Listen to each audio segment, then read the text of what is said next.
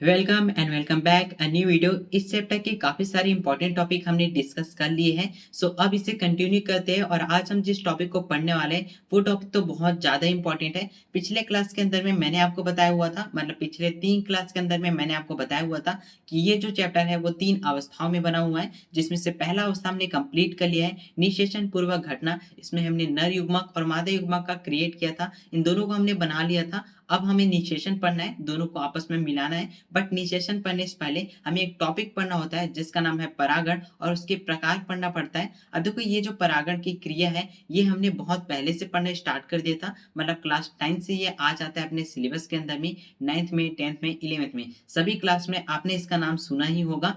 अभी हम इसी को ही कंटिन्यू करने वाले हैं। अब देखो, आपने पढ़ा है, भूल चुके हो या नहीं पढ़ा है, कोई यहाँ पर मैटर नहीं करता है। मैं एकदम बेसिक से ही बताने वाला हूँ, जैसे हर क्लास में आपको बताता हूँ। चलो इस वीडियो को शुरू करते हैं एंड अगले वीडियो में निषेचन देखेंगे। इस वीडियो में कंप्लीट हम देखने वाले हैं परागण को। उससे पहले पिछले क्लास के अंदर में मैंने आपको लास्ट में कुछ क्वेश्चन दिए थे, उससे हम लोग देख लेते हैं। और मैं आपको बता दूं, इनमें से ये जो 4 क्वेश्चन मैंने दिए थे, इनमें से 2 क्वेश्चन ऐसे हैं जो एक बोर्ड में आ चुका है और एक नीट के एग्जाम में भी आ चुका है। चलो देखते हैं, बहुत ही इजी क्वेश्चन था और बोर्ड एग्जाम के लिए काफी ज्यादा इंपॉर्टेंट है, इस बार आ सकता है। अच्छे से इसे प्रैक्टिस करना जरूरी है, हर एक चीज आपको पढ़ना है और मैं बीच बीच में एमसीक्यू कराते जाऊंगा ताकि आपका प्रैक्टिस होता जाए। अब यहाँ बस पहला क्वेश्चन था, एक पूर्ण परागकोश की संरचना कैसी होती है। मैंने आपको बताया हुआ था, एक पूर्ण परागकोश जो होती है वो चतुकोष्ठी होती है। कैसी होती है उसकी संरचना, कुछ इस टाइप की होती है, जिसमें क्या होती है, सॉरी एक सेकंड, यहाँ से कुछ इस तरह से निकली होती है। इसमें 2 पालियां होती है और प्रत्येक पाली में 2-2 कोष्ठ होते हैं, तो टोटल यहाँ पर 4 कोष्ठ होते हैं। तो इसका आंसर सी हो जाएगा।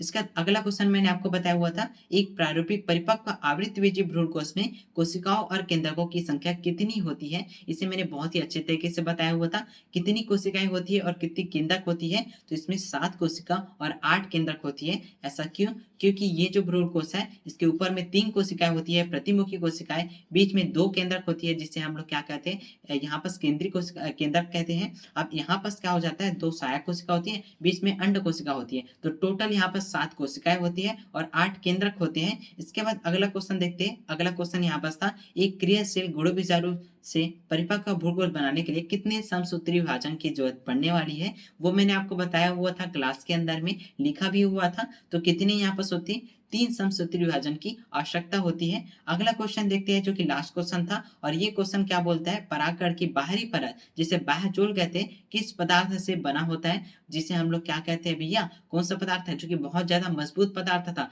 पूरे पादप जगत का सबसे मजबूत पदार्थ कौन सा था, स्पोरोपोलिन था। ये स्पोरोपोलिन कहाँ से बनता है, टेपिटम जो है, लघु विचौड़धानी का जो एक परत होता है, लास्ट परत होता है टेपिटम, वही रिलीज करता है इस पदार्थ को जो कि होता है स्पोरोपोलिनी। अब मैंने आपको एक और चीज बताया हुआ था, अगर यहाँ पर बाह्यचोल की जगह अंतःचोल पूछा जाता तो आप क्या जवाब देते। अंतःचोल किससे बना होता है, सेल्यूलोज एंड पेक्टिन दोनों से मिलकर बना होता है, सेलोपेक्टिन इसे कहते हैं। अब यहाँ पर से स्टार्ट कर लेते हैं अपना क्लास को। बट क्लास स्टार्ट करने से पहले मैं आपको पिछले 2 क्लासेस को रिवाइज करा देता हूँ, क्योंकि यहाँ पर जब तक हम नर युग्मक और मादा युग्मक नहीं बनाएंगे तो उनका परागण नहीं हो पाएगा, उनका निषेचन नहीं होगा। तो हम थोड़ा सा रिवाइज कर लेते हैं। हम बना लेते हैं पहले नर युग्मक, फिर मादा युग्मक, उसके बाद हम दोनों का परागण करेंगे, उसके बाद अगली क्लास में हम निषेचन की ओर बढ़ेंगे। अब यहाँ पर मैंने आपको बताया हुआ था बहुत ही बेसिक तरीके से, पूरा जीरो से स्टार्ट करते हैं। यहाँ पर मैंने आपको बताया था, ये जो फ्लावर होता है, ये जो फूल होता है, इसमें 4 मुख्य चक्र होते हैं। पहला जो चक्र है वो बाह्य दल है जो कि हरे रंग का होता है। इसके बाद मैंने बताया था दूसरा चक्र जो कि जल होता है, दल होता है, और इसे पंखुड़ी भी कहते हैं, ये रंगीन होता है। उसके बाद मैंने आपको बताया था एक होता है पुमंग, जो कि तीसरा यहाँ पर चक्र होता है पुष्प का। पुमंग किसे कहते हैं, पुंकेसर के समूह को पुमंग कहा जाता है। चौथा चक्र था अपना जयांग। जयांग क्या है, स्त्री केसर या अंडक के समूह को जयांग कहते हैं। तो यहाँ पर हमने 4 चक्र देखे हुए थे। अब यहाँ पर हम बनाएंगे नरयुग्मक। नरयुग्मक बनाने के लिए हमें लेना होगा पुंकेसर को, और 3 चीजें इंपॉर्टेंट होती है जो नाम आपको याद रखना है। सबसे पहले है पुंकेसर, लघुजौरधानी और परागकण, ये नर के संबंध में लिया जाता है। अब हम देखते हैं यहाँ पर हमने क्या क्या चीजें पढ़ी हुई थी। सबसे पहले मैंने आपको बताया था पुंकेसर के बारे में। पुंकेसर में यहाँ पर 2 चीजें होती है, तंतु होती है, परागकोश होती है। परागकोश होता है उसे हम लोग जैसे कट करते हैं, जैसे इसे हम लोग कट करते हैं, अनुदैर्ध्य काट से कट करते हैं, तो हमें कुछ इस तरह की संरचना मिलती है। ये जो संरचना होती है इसमें क्या क्या चीजें होती है, 2 पालियां होती है और प्रत्येक पाली में 2 कोष्ठ होते हैं।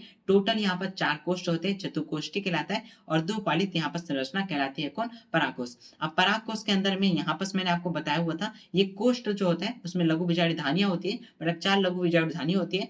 लघु बीजाणु धानी होती है, उसके 4 परतें होती है। सबसे बाहरी परत बाह्य त्वचा कहलाती है, अंदर की त्वचा कहलाती है अंतःस्थिस्यम, उसके अंदर का मध्य लेयर जिसे मिडिल लेयर कहते हैं, जो कि 3 से 5 लेयर हो सकती है या 2 से 3 लेयर की हो सकती है। उसके बाद मैंने बताया था इसके अंदर में लघु बीजाणु मात्र कोशिकाएं होती है, उसे कवर की होती है टेपिटम कोशिका, जो कि स्पोरोपोलेनिन जैसा पदार्थ रिलीज करती है। इसके बाद हमने देखा हुआ था कि यहाँ पर जो कोशिका थी अंदर में लघु बीजाणु मात्र कोशिका, वो क्या करती है? अर्धसूत्री विभाजन करती है। प्रथम अर्धसूत्री विभाजन से वो एन प्लस यहाँ पर बनाती है, उसका सेकंड अर्धसूत्री विभाजन करती है और 4 लघु बीजाणु बनाती है, और ये जो लघु बीजाणु है वो विकास करते हैं, और विकास करने के बाद परागकण बनती है। और ये जो परागकण है इसे सुरक्षित रखने के लिए इसके ऊपर आवरण बनाया जाता है, जो आवरण होता है बाह्यचोल और अंतःचोल का। बाह्यचोल जो होता है वो बहुत ही ज्यादा मजबूत पदार्थ का बना होता है, हाँ जी, स्पोरोपोलिनिन का बना होता है, और हमने देखा था अंतःचोल सेल्यूलोज और पैक्टिन का बना होता है। अब यहाँ पर हमने बना लिया परागकण।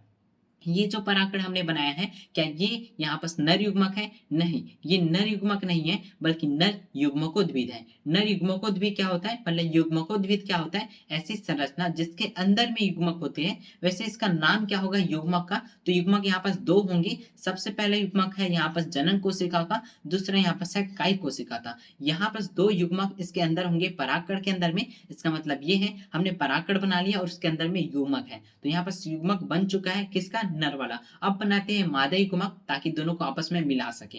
अब यहाँ पर मैंने आपको बताया हुआ था इस पुष्प के अंदर में हमारे पास होता है अंडक, जिसे स्त्री केसर कहते हैं। जब भी मादा नाम सुनोगे आप पुष्प के अंदर में 3 शब्द आपके अंदर आने चाहिए, स्त्री केसर, गुण बीजाणु धानी जिसे हम लोग कहते हैं बीजांड, और फिर यहाँ पर भ्रूणकोश। ये जो भ्रूणकोश है ये यहाँ पर मादा युग्मकोद्भिद का काम करेगा, इसके अंदर में ही क्या होगा? युग्मक होगा। अब यहाँ पर हमने इसे अलग किया होता है, जिसमें हमने देखा था ये जो स्त्री केसर है 3 भाग में बटा होता है, वर्तिकाग्र जिसमें यहाँ पर परागकण आता है, फिर वर्तिका, फिर है अंडाशय। इसके बाद हमने देखा हुआ था कि ये अंडाशय है, उसके अंदर में बीजांड पाया जाता है। ये जो बीजांड होता है कहाँ पर? अंडाशय की दीवार से चिपकी होती है, और उसमें मेन जो संरचना हमने देखी थी वो संरचना थी बीजांड काय। ये जो बीजांड काय है इसके एक टुकड़े को हम ले लेते हैं और वो करता है अर्धसूत्री विभाजन। अर्धसूत्री विभाजन करने के बाद 4 यहाँ पर बनाता है गुणो बीजाणु, चतुष्क कहते हैं उसे। अब ये 4 गुणो बीजाणु जो थे उनमें से 3 नष्ट हो जाते हैं और अपना पोषण एक को दे देते हैं। जिस एक को देते हैं वो एक थोड़ा सा विकास कर लेता है, पूरा पोषण ले लेता है, और फिर वो नाम कहलाता है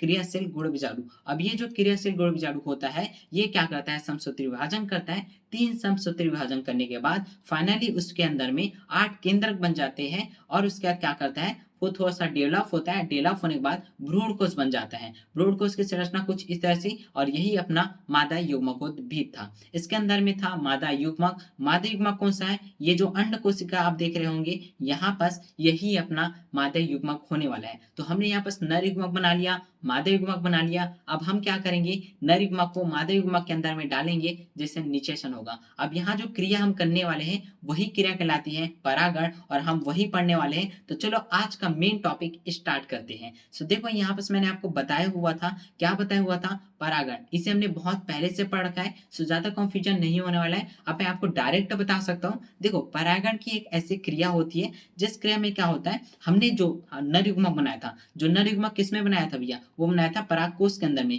इसी परागकोश के अंदर में परागकण होता है, और परागकण के अंदर में नर युग्मक होते हैं। तो हम यहाँ पर नर युग्मक को नहीं लेंगे बल्कि परागकण को लेंगे, और यहाँ पर मादा युग्मक नहीं लेंगे, हम लेंगे भ्रूणकोश को। सो भ्रूणकोश और यहाँ पर परागकण, यही मान लो अभी युग्मक है हाल ही में। वैसे युग्मक नहीं है, युग्मकोद्भिद है, बट युग्मक मान लो क्योंकि इसके अंदर में युग्मक है।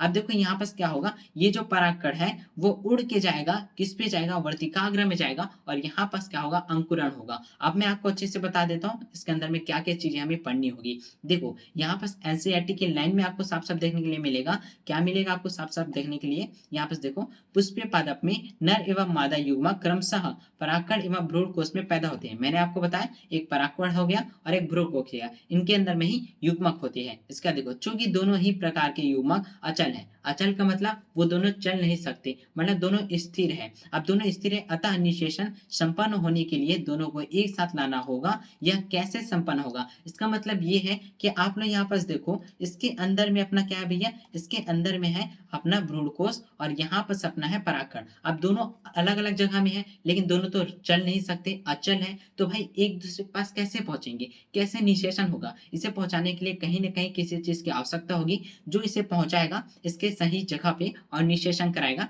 नए पौधे का निर्माण करेगा। अब जो काम करता है ना, उसे हम लोग कहते हैं एजेंट। हाँ जी भाई, सीक्रेट एजेंट कहते हैं, जिसे हम लोग कारक कहते हैं। अब वो कारक क्या है, एजेंट क्या है, वो हम आगे पढ़ने वाले हैं। उससे पहले मैं आपको कुछ और भी चीजें बता देता हूँ, मतलब परागकण के प्रकार मैं आपको बता देता हूँ। उससे पहले यहाँ पर आप लोग देख सकते हैं परागकण के प्रकार जो है वो यहाँ पर क्या क्या होंगे। परागकण को मुख्य 3 रूप से बांटा गया है। सबसे पहला है सयुग्मक, इसे स्वपरागण भी कहा जा सकता है। इसके बाद है सजाति, सजातीय पुष्पीय परागण। उसके बाद है परनिषेचन, परनिषेचन को पर परागण भी कह सकते हैं। तो 3 चीजें हमने बताई, कौन कौन सा, स्वपरागण, सजातीय पुष्पीय परागण और पर परागण। ये 3 यहाँ पर होने वाले हैं प्रकार, किसके, परागण के। अब तीनों प्रकार को चलो मैं आपको एक्सप्लेन कर देता हूँ ताकि आप अच्छे से समझ सके। इसके बाद हम कारक की बात करेंगे। अब यहाँ पर मैंने नोट्स डाला हुआ है, चूंकि क्लियर नहीं दिख रहा होगा, तो इसे मैं चलो अच्छे से दिखा देता हूँ। सबसे पहला प्रकार था संयुग्मन, जिसे हम लोग स्वपरागण भी कहते हैं। इसमें क्या होता है, एक ही, यहाँ मतलब कि एक ही मतलब उसी पुष्प में परागकोश से वर्तिकाग्र तक परागकणों का स्थानांतरण जो होता है वो क्या कहलाता है भैया, वही कहलाता है संयुग्मन, मतलब कि स्वपरागण। और ये क्या होता है, उसी पुष्प के अंदर में होता है। अब देखो सिंपल से मैं आपको बताता हूँ क्या क्या चीजें हो रही है। सबसे पहली बात तो ये परागण जो था वो क्रिया एक बार और रिपीट कर देता हूँ, परागण की क्रिया क्या होती है। देखो यहाँ पर क्या था भैया, हमारा परागकण था, इसके अंदर में परागकण था और यहाँ पर अपना भ्रूणकोष है। अब देखो ये जो परागकण है ना, यहाँ पर क्या होगा, यहाँ से उड़ेगा, उड़ने के बाद यहाँ आएगा और यहाँ की ये कौन सी संरचना है, ये जो संरचना है वो वर्तिकाग्र है। वर्तिकाग्र को हम क्या कहते हैं, हम कहते हैं लैंडिंग प्लेटफॉर्म। लैंडिंग प्लेटफॉर्म क्यों कहते हैं, क्योंकि यहीं पर परागकण आने वाला है, उड़ के यहीं पर लैंड करने वाला है और यहाँ से फिर वो एक नली निकाल के अंदर में क्या करेगा, निषेचन करेगा, अंदर में जाके युग्मनज बनाएगा, युग्मक मिलके युग्मनज बनाएगा। अब यहाँ पर आप ध्यान से देखो, मैंने क्या बोला, परागकण जो है वो निकलता है और वर्तिकाग्र में आता है, इसी क्रिया को परागण कहते हैं। हमने यहाँ पर डायरेक्टर लिख रखा है, आप लोग देख सकते हैं क्या होता है। यहाँ पर मैंने बोला हुआ था, क्योंकि देखो यहाँ पर था सॉरी, यहाँ पर मैंने शायद मिस कर दिया है वो चीजें। ये देखो यहाँ पर लिखा हुआ है परागकण एक प्रक्रम है जिसमें परागकण जो है वो उसका क्या है, स्त्री केसर के वर्तिकाग्र तक स्थानांतरण या क्या है संरचना में परागण कहलाता है। इसका मतलब ये सिंपल था, सॉरी मैं थोड़ा सा मिस्टेक कर रहा हूँ। यहाँ पर देखो मैंने ये बोला कि भाई ये जो अपना परागकण है वो स्त्री केसर के वर्तिकाग्र में आता है, वहां पर क्या है, स्थानांतरित करता है और वहां आने के बाद क्या है, उस क्रिया को हम कहते हैं परागण। यही क्रिया थी, परागण की क्रिया सिंपल से थी। आपको ये जो परिभाषा है वो लिखना है। इसके प्रकार मैंने बताया 3 प्रकार होते हैं, जिसमें से पहला प्रकार में मैंने आपको ये बताया कि एक पुष्प है, उसी पुष्प का जो यहाँ पर परागकण है वो उसके वर्तिकाग्र में जाता है, उसको हम लोग क्या कहते हैं, यहाँ पर क्या कहते हैं भैया, स्वपरागण कहते हैं। अब यहाँ पर मैं आपको डायग्राम के थ्रू बताता हूँ ताकि आप अच्छे से समझ सके। अब देखो यहाँ पर क्या होता है, मैंने ना एक क्या लिया है, पौधा ले लिया है, कुछ इस टाइप का मैंने एक पौधा ले लिया है। अब इस पौधे में यहाँ पर मैंने 2 डालियां लगाई है और 2 पुष्प लगा लिए हैं, बट 2 पुष्प की जरूरत नहीं पड़ेगी, किसमें, स्वपरागण के अंदर में। ये जो स्वपरागण है इसमें क्या होने वाला है, देखो इस पुष्प में मैं सबसे पहले आपको ये जो डायग्राम है उसका मीनिंग बता देता हूँ। देखो यहाँ पर मैंने क्या हुआ है, कुछ इस तरह से मैंने संरचना बनाई हुई है, आप लोग देख सकते हैं। एंड बीच में मैंने टी जैसी संरचना बनाई है। ये जो संरचना आप देख रहे हैं इस संरचना को हम कहते हैं पुंकेसर। हाँ जी भाई, यहाँ पर मैंने डायग्राम के थ्रू बनाया तो इसे पुंकेसर बनाया है। और ये जो टी जैसे दिख रहे हैं ये स्थिर केसर है मान लो। अब यहाँ पर क्या होने वाला है, देखो यहाँ का जो परागकण है ना, यहाँ पर परागकण है, ये परागकण अगर इसी पुष्प के वर्तिकाग्र में गिर जाता है, मतलब कि वहीं पर क्या हो जाता है, निषेचन होता है, तो उसको हम लोग कहेंगे स्वपरागण कहेंगे। उसी पुष्प में परागकण गिरता है और इसमें अनुवांशिक क्या समानता होती है और कारक की आवश्यकता नहीं होती, मतलब एजेंट की आवश्यकता नहीं होती है। अब एजेंट की आवश्यकता क्यों नहीं हो रही है, क्योंकि उसी पुष्प में है, उसी पुष्प में गिर गया तो भाई किसी को पहुंचाने की जरूरत ही नहीं पड़ी, एक ही पुष्प में काम चला जाता है।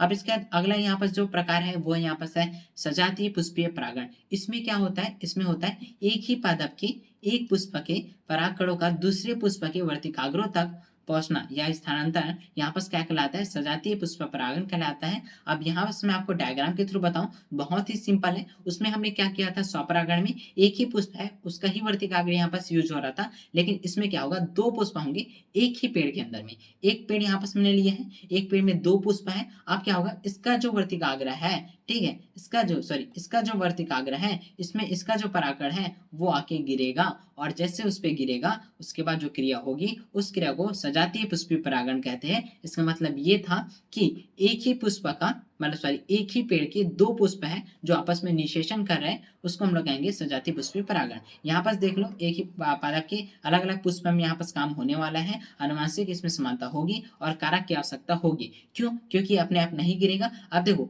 ऊपर से नीचे गिरेगा तो हाँ जी भाई, चांस है कि गिर जाएगा, लेकिन ऐसा भी हो सकता है ये जो परागण है वो यहाँ पर वेस्ट हो जाए, इसके ऊपर पहुंच ही ना पाए। अब ऐसा भी हो सकता है ये जो पुष्प है ये ऊपर हो जाए और ये नीचे हो जाए, मतलब कि यहाँ से परागण इसमें जाना हो तो कैसे जाएगा, कि अपने आप जाएगा? नहीं जाएगा, इसके लिए एजेंट चाहिए, कोई ना कोई से पहुंचाएगा। वो एजेंट हम आगे देखने वाले हैं। अब इसके बाद कुछ और भी चीजें हैं जो कि इसका तीसरा पार्ट है। तीसरा पार्ट क्या था भैया, पर निषेचन, जिसे हम लोग पर परागण कहते हैं। पर परागण में क्या होगा, जिनमें भिन्न पादप के परागकोश के से भिन्न पादप की वर्तिकाग्र तक परागकणों का स्थानांतरण होता है। इसका मतलब ये है कि दो अलग अलग हम लोग पादप लेंगे और दो अलग अलग पादप के बीच में यहाँ पर परागण होगा। अब देखो यहाँ पर क्या होता है, यहाँ पर मैंने दो पेड़ ले लिया इस टाइप से। अब दो पेड़ लिया, इसमें हमने क्या किया, इसमें का जो परागकण है वो किसी न किसी एजेंट के माध्यम से यहाँ से जाएगा और इसके वर्तिकाग्र में जाएगा और फिर निषेचन होगा। तो यहाँ पर मैंने आपको तीन टाइप बताए। तीन टाइप कैसे कैसे थे भैया, सबसे पहले यहाँ पर मैंने आपको बताया, पहला जो टाइप था, पहला टाइप था जिसे हम लोग स्वपरागण कहते हैं। इसमें क्या होता है, एक पुष्प होता है और एक ही पुष्प में क्या होता है, परागकण उसी के वर्तिकाग्र में गिरता है, तो यहाँ पर स्वपरागण होता है। सेकंड मैंने आपको बताया सजातीय पुष्पीय परागण। इसमें क्या होता है, एक पेड़ है, दो पुष्प है, एक पुष्प का जो परागकण है वो दूसरे के यहाँ पर वर्तिकाग्र में आते हैं, तो जो निषेचन होता है, जो यहाँ पर परागण होता है, उसे सजातीय पुष्पीय परागण कहते हैं। अब पर परागण क्या होता है, पर परागण मतलब पैर पर हो गया, मतलब कि गैर हो गया। अब यहाँ पास क्या होता है, दो पुष्प होते हैं, एक पुष्पा जो कि सेम जाति का है, याद रखना सेम जाति का पुष्प ही होगा भाई, अलग अलग जाति के नहीं डाल सकते, ठीक है। अब सेम पुष्प है तो क्या होगा, यहाँ से पुष्प का जो यहाँ पास परागण है वो दूसरे के वर्तिकाग्र में जाएगा, तो उस क्रिया को हम कहेंगे पर निषेचन या पर परागण कहेंगे। तो यहाँ पास परागण के तीनों नियम मैंने आपको बता दिए, मेरा तीनों प्रकार मैंने आपको अच्छे से बता दिया। सो अब यहाँ पास हम लोग आगे बढ़ते हैं कुछ इंपॉर्टेंट टॉपिक की तरफ, जो कि है एजेंट, जो कि है कारक, जिसे हम लोग अभिकर्मक भी कहते हैं। अब देखो, परागकण के एजेंट जो है पराग एजेंट कहलाते हैं, पराग के एजेंट कहलाते हैं। अब एजेंट का काम क्या होता है, एजेंट का यही काम है कि यहाँ पर जो हम क्रिया कर रहे थे, यहाँ पर जो क्रिया कर रहे थे, यहाँ का जो परागकण है उसे वर्तिकाग्र में डाल रहे थे, तो ले जाने का काम जो करता है वो एजेंट करता है। अब ये कौन कौन से एजेंट हो सकते हैं, देखो दो प्रकार के एजेंट होंगे। एनसीईआरटी में हमें दो प्रकार के एजेंट बताया गया है। सबसे पहला एजेंट है जो कि अजैविक होगा, दूसरा एजेंट होगा जैविक होगा। अब दो एजेंट होते हैं। अब अजैविक के अंदर में दो यहाँ पर एजेंट और आ जाएंगे, कौन कौन से आएंगे, वायु होगा और पानी होगा। वायु और पानी मतलब क्या भैया, वायु के माध्यम से परागण होगा। इसका मतलब ये है कि यहाँ का जो पुष्प है वो जैसे हवा का झोंका आया, झोंका आने के बाद यहाँ का जो परागण है वो उड़ जाता है, उड़ने के बाद यहाँ पास आ जाता है, तो इसे हम लोग क्या कहेंगे, वायु का परागण कहेंगे। और इसे हम लोग साइंस भाषा में क्या कहते हैं, एमिनोफिली कहते हैं। यहाँ पास आप लोग देख सकते हैं कुछ इस टाइप से होती है, इसमें हल्के परागकण होते हैं और क्या अधिक संख्या में होते हैं। अब अधिक संख्या में क्यों होते हैं, क्योंकि हवा से उड़कर जा रहा है, इसका मतलब ये नहीं कि भाई एक को हम हवा में उड़ा देते हैं और वो डायरेक्ट जाके पहुंच जाएगा वर्तिकाग्र में, ऐसा तो नहीं है भाई, वो कहीं और जा सकता है। तो हमें सही ना कहीं एक तो पहुंचाना ही होगा ताकि निषेचन हो सके, इसलिए बहुत सारे संख्या में उसे उड़ाते हैं और उड़ाने के बाद उसमें से एक तो जाता है और निषेचन करता है। कभी कभी ऐसा होता है कि दूसरे वैरायटी के पुष्प में चले जाता है और वहां निषेचन नहीं हो सकता है। हल्के क्यों होते हैं, क्योंकि वो हवा में उड़ सके, इसलिए उसे हल्का बनाया जाता है। अब आपने सरसों देखा होगा, सरसों का खेत जो है वहां आप कभी ना कभी गए होंगे या नहीं गए होंगे तो आपने वीडियोस में देखा होगा। जब भी सरसों के खेत में आप जाओगे तो हाथ को जैसे सरसों के पेड़ में लगाओगे, आपके हाथ में पीले पीले कुछ रचनाएं आएंगी, बहुत ही छोटे छोटे, वही परागकण होते हैं। वो जो परागकण है बहुत ही हल्के होते हैं और जैसे हवा का झोंका पड़ता है वो उड़ जाते हैं और बहुत ही अच्छे दिखाई देते हैं, और वो दूसरे पुष्प में जाके क्या करते हैं, निषेचन करते हैं, परागण करते हैं।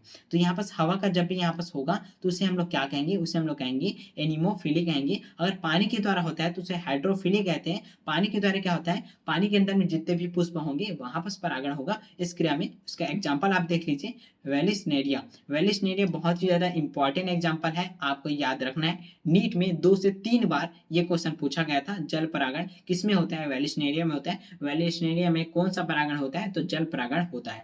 इसके बाद यहाँ पर हमारा आ जाता है जैविक घटक। घटक मतलब कि यहाँ पास एजेंट होगा, जैविक एजेंट यहाँ पास आ जाता है। अब देखो जैविक एजेंट है ना, इसके अंदर में काफी सारे आ जाते हैं। जैसे कि सबसे पहला है कीट द्वारा परागण।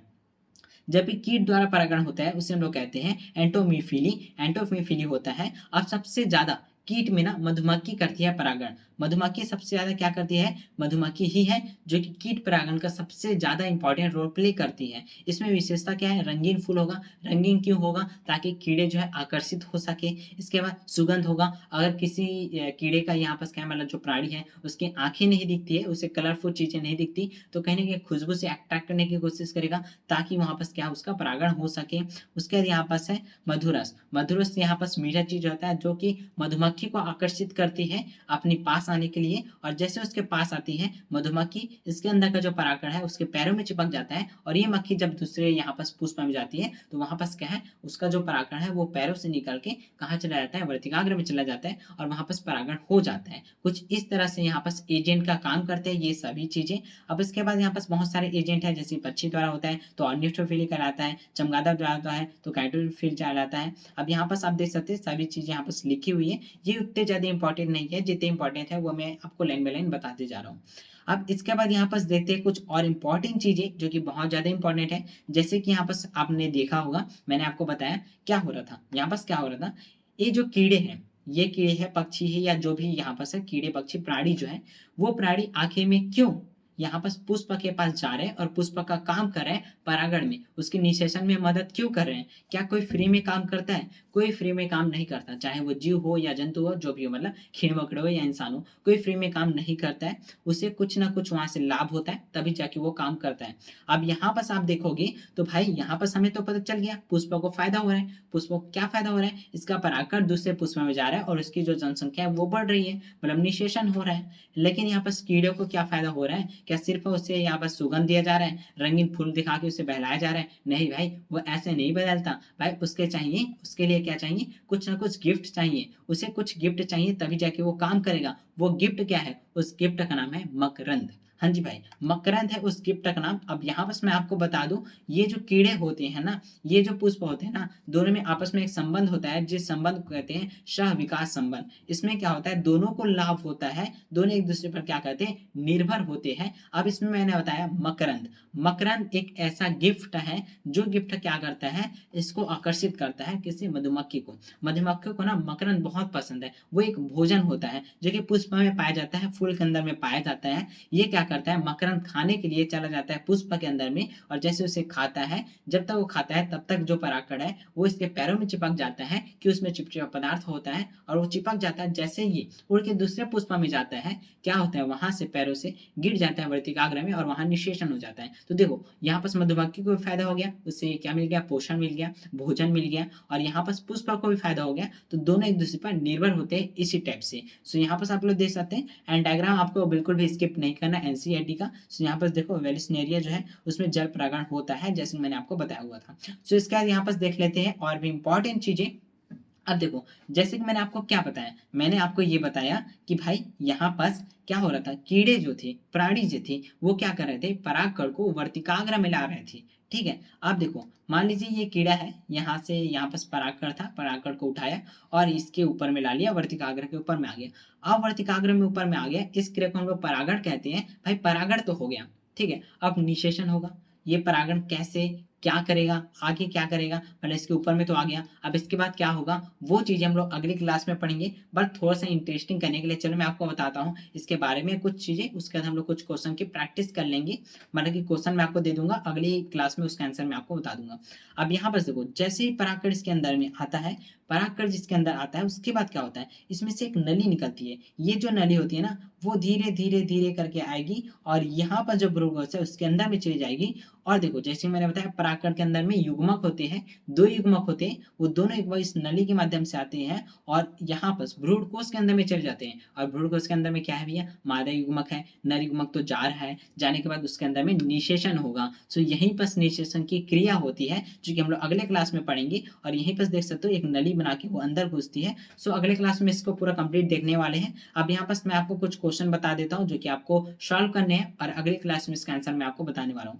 पहला क्वेश्चन है, पुष्पीय पादप जो है, मतलब पुष्पीय जो पादप है, उसमें नर युग्मकोद्भिद का प्रतिनिधित्व कौन करता है, ये आपको बताना है। ऑप्शन यहाँ पास है पुंकेसर, परागकण, परागकोश, बीजांड। क्वेश्चन ध्यान से पढ़ना, आपको समझ में आ जाएगा, आंसर आपको मिल जाएगा। इसी क्लास में मैंने काफी बार रिपीट किया है इसे। इसका अगला यहाँ पास है, पुष्पीय पादप में यहाँ पास मादा युग्मकोद्भिद के नाम से किसे जाना जाता है, अन्य नाम से किसे जाना जाता है, वो आपको बताना है। क्या भ्रूणकोश है, क्या यहाँ पास अंडक है, या भ्रूणकोश है, या अंडाशय है। इसका अगला क्वेश्चन यहाँ पास है, वेलिस्टेरिया में परागण किसके माध्यम से होता है। बहुत ज्यादा इंपॉर्टेंट, मैंने 2 से 3 बार इसे बताया हुआ है। क्या वायु द्वारा होता है, कीट द्वारा होता है, जल द्वारा होता है, या पक्षी द्वारा होता है। इसका अगला क्वेश्चन है, जब परागकण एक पौधे से दूसरे पौधे के पुष्प में के वर्तिकाग्र में पहुंचता है तो इस क्रिया को क्या कहते हैं। क्या वो आत्म परागण है, क्या वो सजातीय पुष्पीय परागण है, पर परागण है, या स्वपरागण है। ये सभी क्वेश्चन के आंसर आपको कमेंट में देने हैं। अगली वीडियो में मैं आपको अच्छे से बता दूंगा इसके आंसर कंप्लीट एक्सप्लेन के साथ। आई थिंक आपको ये वीडियो पसंद आई होगी।